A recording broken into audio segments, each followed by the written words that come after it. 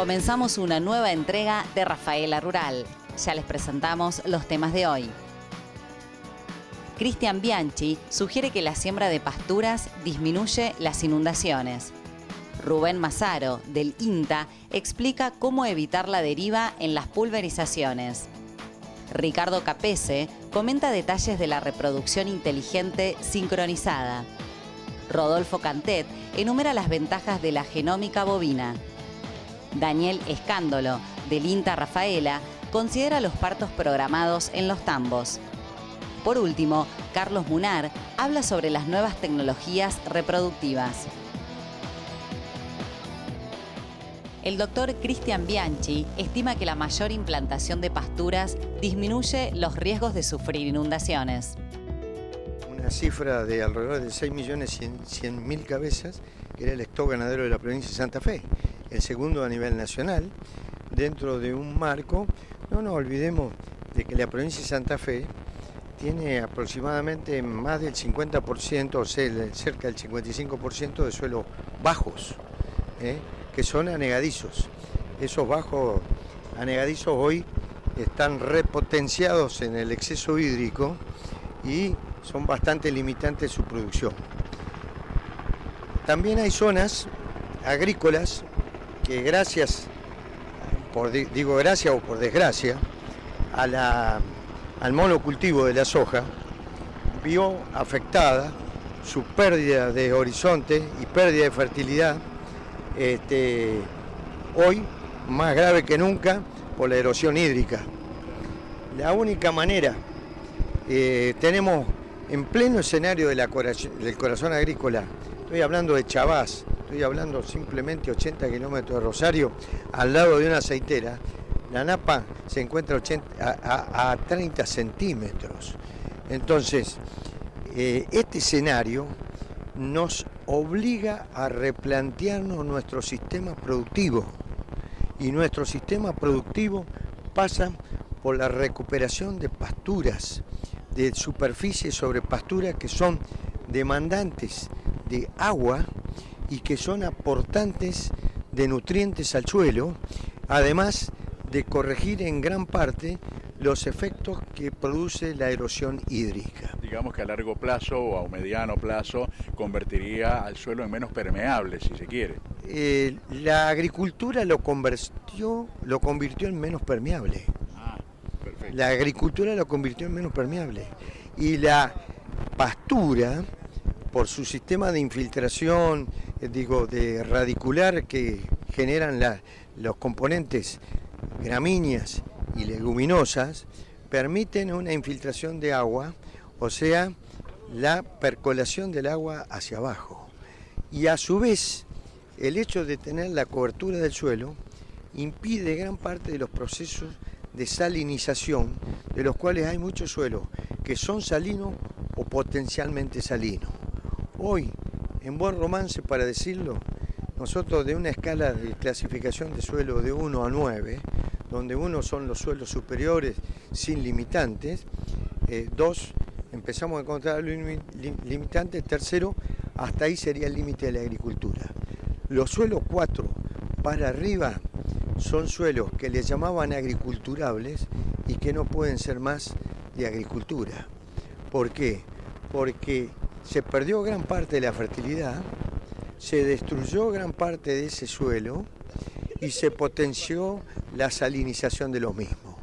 Entonces hoy tenemos que hacer un cambio de políticas públicas, dando los instrumentos para la inversión en la recomposición de las pasturas, en la recomposición del capital de trabajo, para poder empezar a reconstruir unidades que no van a ser las unidades económicas del minifundio de épocas de antes, porque ya el habitante rural no está más en esa chacra.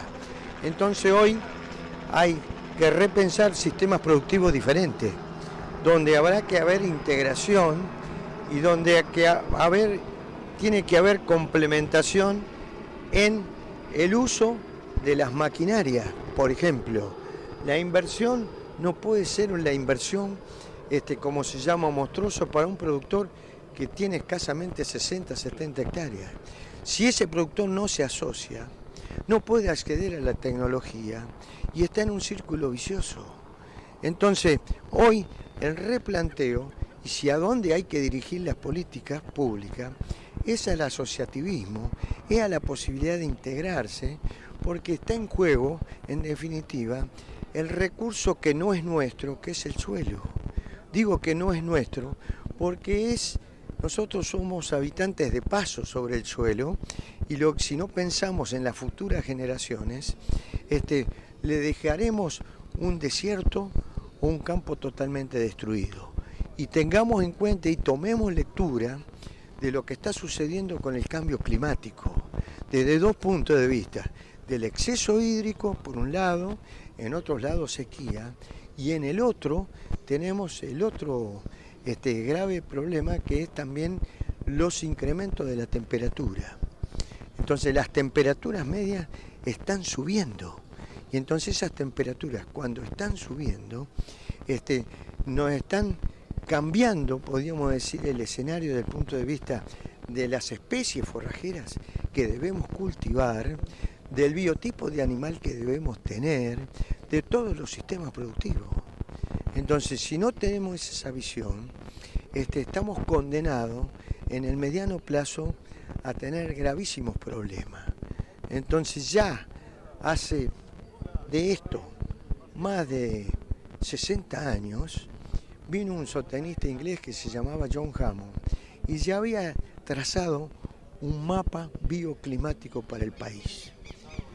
Si ese estudio lo hubiéramos cumplido y no hubiéramos tenido el vuelo corto, hoy el escenario sería totalmente distinto.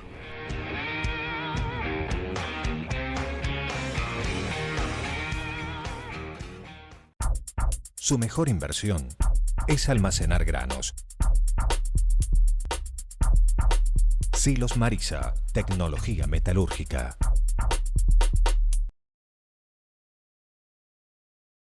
Servicio de transporte rural de combustibles y lubricantes. Servicentro Morteros. Para transportar todo lo que el campo produce, Musilo le brinda una solución confiable. Musilo, soluciones de acero.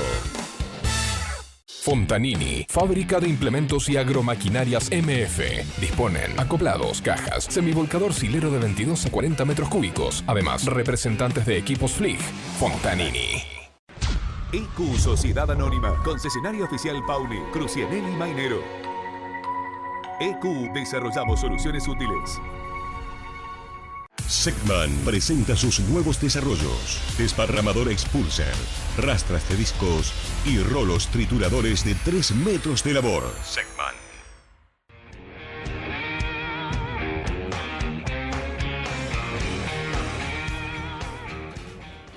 La deriva en las pulverizaciones es el tema que desarrolla a continuación el ingeniero agrónomo Rubén Mazaro del INTA Oliveros. ¿Cómo hacemos en el campo para minimizar, para reducir o para quitar la deriva de los plaguicidas que vamos a utilizar? Acá hay dos aspectos a tener en cuenta. Uno es el modo de acción de los plaguicidas. Tenemos que ir reemplazando a los productos que son volátiles, que tienen fase de vapor o que son gaseosos, porque la fase gaseosa es de lo más contaminante. Nosotros un gas en el campo no lo podemos controlar, no sabemos a dónde va a ir. Lo que tenemos que hacer es ir reemplazándolos con aquellos productos que no tienen volatilidad. El otro aspecto muy importante es que tenemos que ir adecuando las técnicas de pulverización con formas de trabajar en las que las gotas no se van afuera de lo que es la zona de tratamiento. En este sentido, históricamente, el cambio ha sido primero en usar o recomendar hacer gotas más grandes, porque sabemos que eso reduce la deriva. Después aparecieron unas boquillas hidráulicas o pastillas que tienen incorporado un sistema Venturi. Se las conoce como pastillas antideriva o de aire inducido. Lo que nosotros estamos probando hace varios años con buenos resultados es que se pueden utilizar pastillas de aire inducido antideriva para tener tratamientos exitosos, eficaces. ¿Cuál es la diferencia en el trabajo de estas pastillas con respecto a las tradicionales? Es que las gotas salen y son como succionadas y son arrastradas hacia el blanco y no son llevadas por el aire o por un poco de viento. Esto hace que llegue prácticamente todo el producto que sale de las boquillas y el resultado sea eficaz.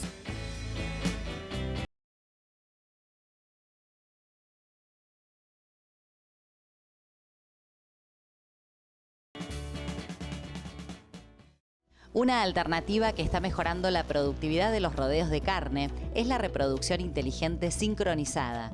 La explicación del tema lo realiza el licenciado Ricardo Capese. Lo que estamos tratando es de que se difunda que tenemos que tener más carne, para eso necesitamos mejor reproducción. Eso por un lado. Y por el otro lado, Agrofarma aprovecha para presentar una línea reproductiva que sale al mercado, ya está prácticamente a la venta, lo que pasa es que en esta época no se consume, sino se comienza a hacer el uso en el mes de septiembre, o sea que en agosto estaremos ya en las veterinarias, donde tiene la característica que es una progesterona inyectable que reemplaza el uso del dispositivo intravaginal con todos los problemas que trae, sobre todo costos de manejo, vaginitis y algunos tipos de infecciones y trastornos que trae. No solo eso, sino que el producto es multidosis, los profesionales pueden adecuar la dosis de progesterona de acuerdo al animal que tenga, si es un animal chico, si es un animal grande, si es una vaquillona, el estado corporal. O sea que cuando uno coloca un dispositivo no puede medir la cantidad de progesterona que sale. Sale siempre la misma. Si le viene bien, bien. De esta forma tiene la posibilidad de hacerlo. Y una cosa muy, muy importante, que el producto tiene la posibilidad de usarlo en monta natural. Es decir, que haríamos inseminación artificial utilizando el toro, cosa que hoy es materialmente imposible, por los costos que tiene, colocarle un dispositivo a la vaca, largarla al campo, retirarlo y después sacarlo al toro. Un manejo muy grande, muy caro. De esta forma, con Gonadin, que así se llama el producto, lo podemos lograr. La genómica bovina, utilizada en la ganadería de carne, está acelerando los procesos para determinar la calidad de los toros. Esto lo desarrolla el profesor Rodolfo Cantet. La esencia de la exposición fue comentar cuáles eran los desarrollos tecnológicos hechos en la Argentina para lidiar con la genómica en hacienda de carne. Esos eran los dos argumentos que pensaba. Uno, más potencial, porque es más a futuro y es mucho más caro, pero va a tener más impacto, creo. Y el segundo, lo que podemos hacer en base a lo que otros están haciendo en el mundo y nosotros todavía no hacemos. La primera vez que escuché hablar de hacer selección genómica fue en Estados Unidos en 2007, en una gira que hice con Sebastián hace ya 11 años. Y cuando volví acá dije, bueno, vamos a tener que genotipar. Recién en 2010 juntamos plata de la Agencia Nacional de Ciencia y Tecnología para genotipar 13 toros brangus, los grandes toros brangus. Y con eso generamos una cantidad de información que recién hace 2 años nos permitió a la asociación pagar el genotipado de 100 toros. Más que todo parecía un capricho que me querían dar, pero yo les decía que era una gran necesidad. Y sobre ese lote de toros, de esos 100 toros, adquirimos una cantidad de información como para armar un chip, que es el que hoy comenté, que es el Arbos 1, que refina la calidad de información, sobre todo para razas compuestas. ¿Por qué? Porque el chip original, comercial, era muy informativo para Orlando y para Angus. Cuando ibas a las Brangus, al Bradford y las cebuinas aún peor, es como que perdías el 30% de la información. Es decir, ¿entendés? O sea, es como que estabas pagando por 100 y recibías 70%. ¿Te das cuenta? Entonces nosotros armamos algo más pequeño y informativo para el Brangus y Bradford. Tenemos resultados y tenemos la posibilidad de usarlo en estas poblaciones que son digamos, bastante particulares de la Argentina y hoy tan populares en Sudamérica. Ese tipo de poblaciones obviamente no son ni el Angus ni el Holanda. El otro punto fue que al mismo tiempo que desarrollamos este desarrollo de ADN, hubo un desarrollo de modelos de evaluación. Y eso fue lo que me diferenció de los otros oradores, que los otros oradores han usado modelos que son en este momento o la estándar o es la avanzada en el mundo. Nosotros de algún modo pensamos en algo distinto, fundamentalmente por las razones que yo expuse, que son que necesitamos una tecnología que sea armónica con las DEP convencionales, o sea, que no vaya a ser que hagamos la evaluación y nos salta un toro que era bueno en la evaluación anterior, ahora no es bueno. Entonces cuidamos ese tipo de cuestiones, que use los mismos principios basados en la genética cuantitativa y que tenga en claro, sobre todo, algo que mis colegas en el mundo han sido un poco esquivos o han desconocido, que es que los principios de la genética de poblaciones han cambiado. Y los mejoradores animales a nivel académico no le han prestado atención a eso. Nosotros estamos lejos en el mundo y no pudimos dar el gusto de pensar en esas cosas. Y tener la posibilidad de realizar. Y tener la posibilidad de llegar a armar este modelo que obviamente está publicado en una revista de nivel internacional. Por supuesto que no lo podemos todavía poner en práctica porque no tenemos la cantidad de animales, pero yo creo que sería... Mi sueño es que para el Mundial de Brangus en 2020 el Herbra tenga su primera evaluación genómica.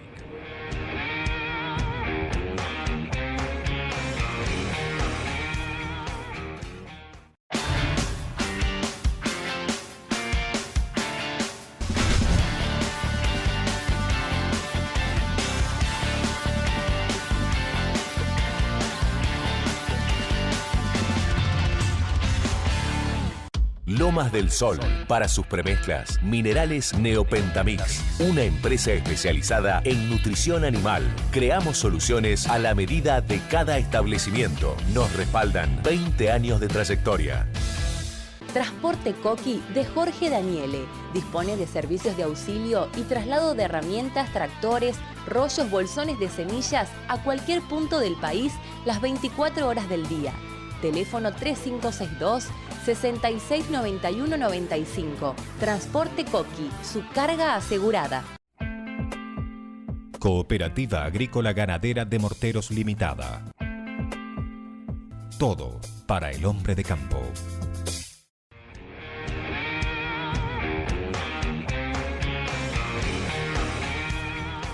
Los partos programados en los tambos cambian totalmente los números de los establecimientos que los aplican. El tema lo desarrolla el veterinario Daniel Escándolo del INTA Rafaela.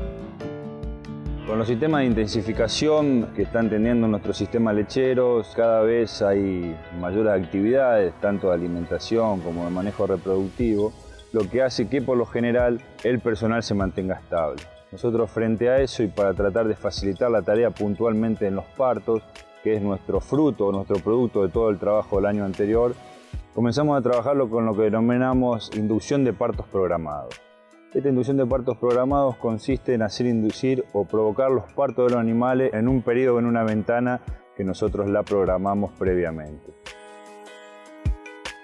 ¿Cómo se hace esto? Sabemos que la gestación de la vaca son 282 días. ¿Y por qué digo esto? Porque la mayoría de los programas reproductivos calculan desde la fecha de concepción a la fecha de probable parto 282 días. En INTA, de acuerdo a una base histórica, la gestación en promedio de nuestros animales son 277 días. Y ese es el punto de partida o el punto de corte que usamos como gestación. Si el programa reproductivo saca que la fecha de probable de parto, nosotros le restamos 12 días. 5 días de los 282 a los 277 que gestan las vacas y los 7 días restantes una semana anterior para inducir los partos. Por lo tanto, de la fecha de probable de parto inducimos los partos 12 días antes.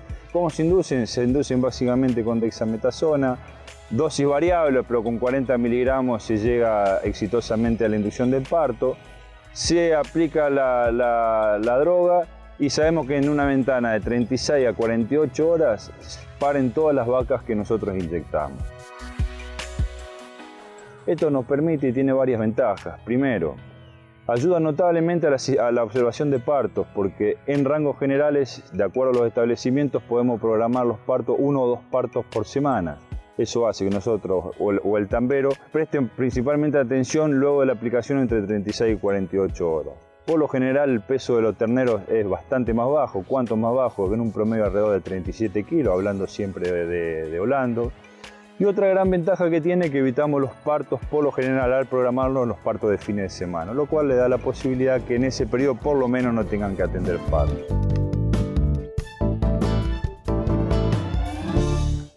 Nuevas tecnologías en reproducción es la cuestión que considera el doctor Carlos Munar.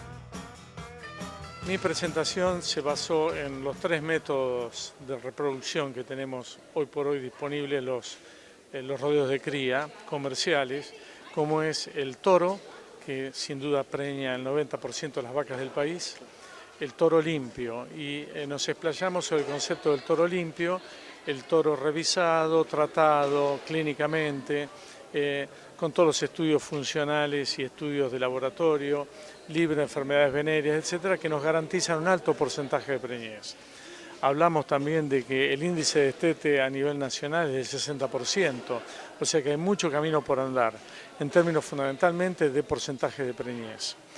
Después también hablamos de la inseminación artificial y de la inseminación artificial a tiempo fijo, como una herramienta muy utilizada cada vez más gracias a los protocolos de tiempo fijo, y en este momento se calcula que el 10% de la población de vacas de los rodeos de cría está siendo inseminada. Esto ha sido un gran avance, el tiempo fijo, equiparable o comparable con el semen congelado de la década del 40. Y por último hablamos también de la transferencia embrionaria, que se utiliza al 0,2% sobre el rodeo de vacas. Si tenemos 20 millones de vacas, si tenemos 40.000 embriones por año, es el 0,2%, pero que es un método muy útil y económicamente muy rentable y accesible para producir toros. Es decir, no sirve la transferencia para producir terneros comerciales, sino para producir reproductores de alta calidad genética. Y por último también hicimos un análisis comparativo de los resultados con embriones producidos in vivo o con el sistema convencional en comparación con el sistema in vitro, que es el sistema del cual se está hablando mucho, está muy de moda, pero sobre el cual nosotros recomendamos utilizarlo con cierta cautela, que no es cautela con temor, sino asumiendo los riesgos y utilizándolo estratégicamente bien para que sea positivo. Bueno, por eso la consulta al profesional, digamos, la cría de ganado, la reproducción y todo ha cambiado de manera exponencial, digamos, la tecnología ha hecho un gran aporte a la temática, a la producción de carne y demás, pero hace no mucho escuché en una charla que los productores consultan poco a los veterinarios. ¿Eso es así? Bueno, yo recibo muchas consultas permanentemente, yo no lo podría decir tan así. Lo que ocurre es que precisamente nosotros estamos difundiendo desde siempre, digamos. Yo comencé con transferencia embrionaria en el año 80 y me he dedicado a difundir e informar a la gente para que la gente tenga una expectativa normal de resultados y de costes, ¿no? Porque si uno promete resultados que después son inaccesibles, ¿no? Objetivos que no vamos a poder lograr, es un fallo grande. Es decir, después viene la desilusión, el descontento, el boca a boca negativo. Y cuidado que la técnica de embriones in vitro es una herramienta muy útil porque podemos obtener embriones de todas las vacas, pero cuidado que y la cantidad de embriones que producimos in vitro es sustancialmente mayor que con embriones in vivo o convencional. Lo que ocurre es que después aumenta el peso del ternero al nacer, aumenta el índice de distosia, aumenta el índice de pérdidas, y lo más importante es que el índice de preñez muy pocas veces supera el 40%. Entonces, si nosotros tenemos que comparar el 35-40% con el 60% de los embriones convencionales, el costo ahí se va muy arriba para el productor. Hasta aquí llegó la presente edición de Rafaela Rural. Gracias por acompañarnos.